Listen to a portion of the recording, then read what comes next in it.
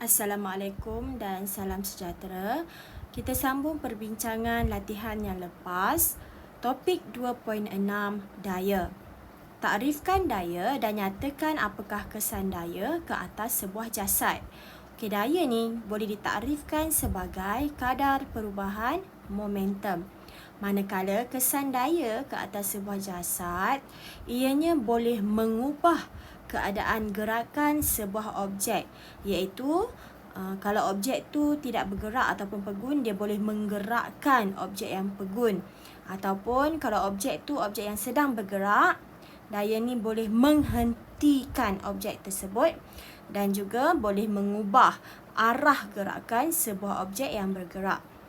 Okey, berikut ialah aktiviti-aktiviti yang menentukan hubungan antara jisim, pecutan dan daya. Lengkapkan ayat dan lukis graf. Okey, landasan terpapas geseran merupakan landasan di mana komponen berat ke arah bawah landasan diimbangi oleh geseran.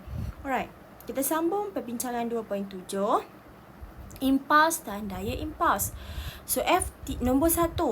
Ft sama dengan mv tolak mu. So, Ft itu sebenarnya ialah impuls, iaitu merupakan perubahan momentum.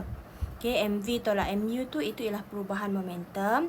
Unit bagi impuls ni sama ada ns atau kg/ms negatif 1.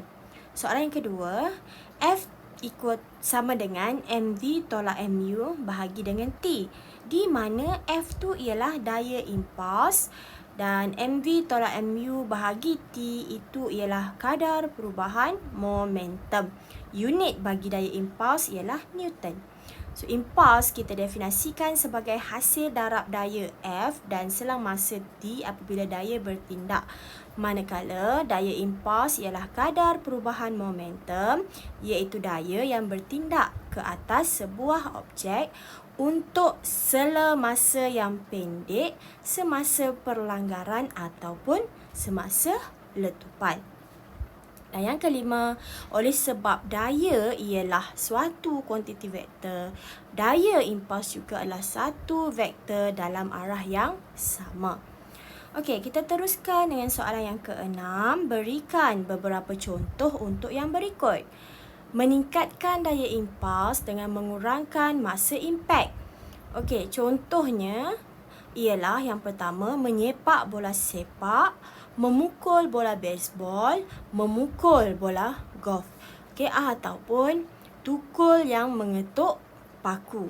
Okey, contoh seterusnya, pelantak cerucuk menghentak cerucuk, ataupun ahli karate yang mematahkan kayu yang tebal, serta alu melumatkan cili dalam lesung.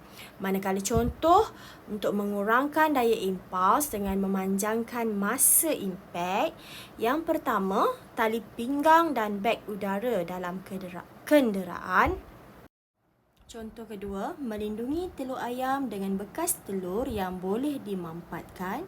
Dan yang terakhir, sarung tangan baseball. Itu merupakan contoh yang diminta.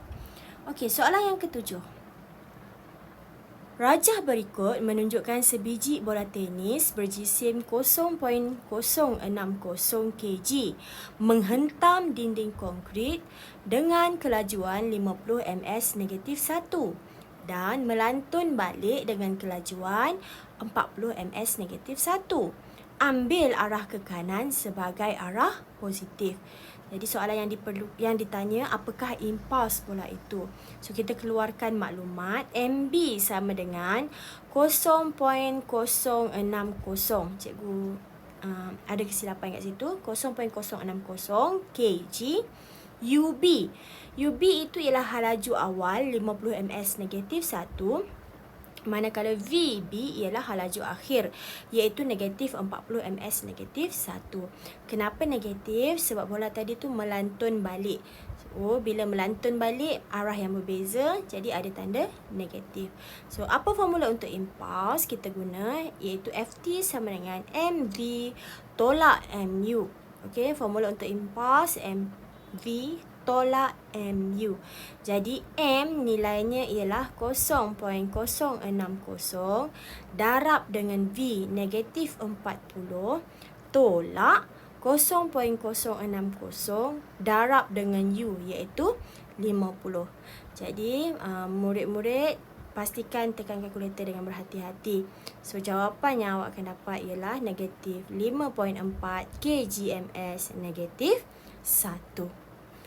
Okey, untuk soalan seterusnya, soalan nombor 8.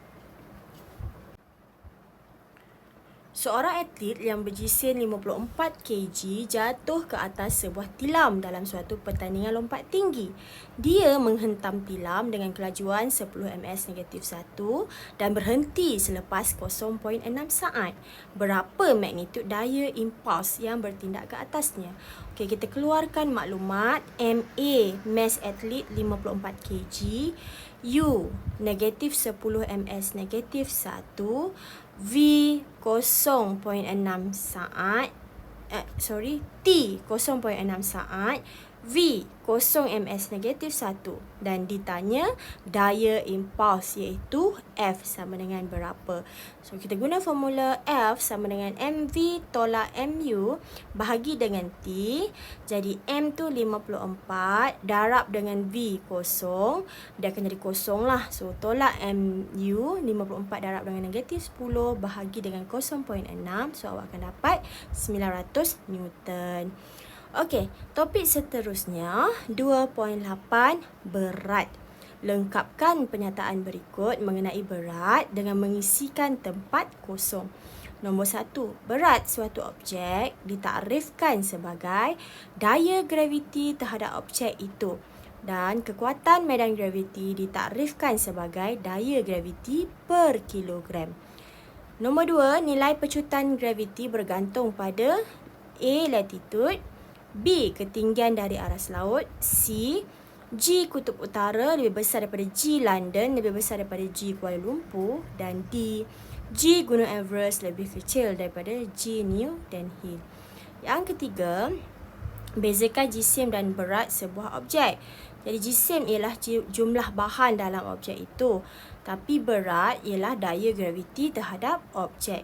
Dari segi magnitude, nilai jisim tidak berubah kat mana-mana dia pergi, tapi bagi berat berubah mengikut kekuatan medan graviti sesuatu tempat. Alright, itu sahaja untuk hari ini. Terima kasih. Bye.